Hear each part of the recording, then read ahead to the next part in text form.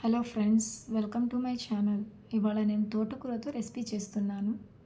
ఇందుకోసం నేను శుభ్రంగా కడిగి కట్ చేసుకున్న తోటకూర 3 కప్స్ తీసుకున్నాను. ఇప్పుడు కుక్కర్లో 2 టేబుల్ స్పూన్స్ ఆయిల్ యాడ్ చేసుకొని అందులోకి సన్నగా తరిగిన ఉల్లిపాయ ముక్కలు వేసుకున్నాను.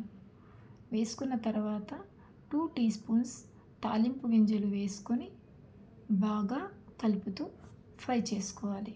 అవి కలర్ చేంజ్ అవుతుండగా 2 ఎండుమిర్చి కట్ చేసుకొని కరివేపాకు కూడా వేసి గోల్డెన్ కలర్లో వచ్చేదాకా ఫ్రై చేయాలి.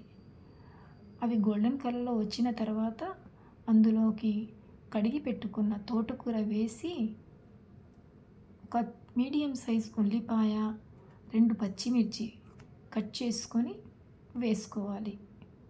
వేసుకున్న తర్వాత అవి ఒకసారి బాగా కలిపి అందులోకి 1/2 టీ స్పూన్ పసుపు, రుచికి సరిపడా ఉప్పు వేసి బాగా కలపాలి.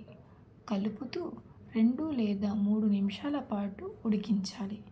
ఇందులో ఎక్స్ట్రా వాటర్ కలపకూడదు, ఎందుకంటే ఆకుకూరల్లో వాటికి కావలసిన వాటర్ ఆల్రెడీ ఉంటుంది.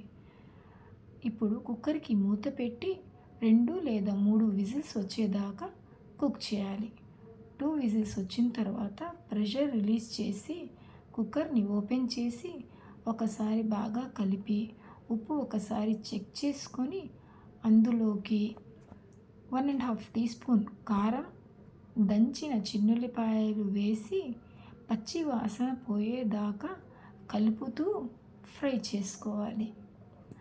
ఫ్రై చేస్తూ అది ఆయిల్ వేరు అవుతుండగా స్టవ్ ఆఫ్ చేసేసి బౌల్లోకి ట్రాన్స్ఫర్ చేసుకోవాలి.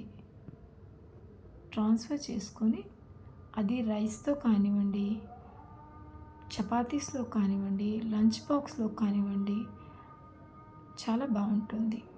మీకు ఈ వీడియో నచ్చితే లైక్ చేయండి, షేర్ చేయండి, సబ్స్క్రైబ్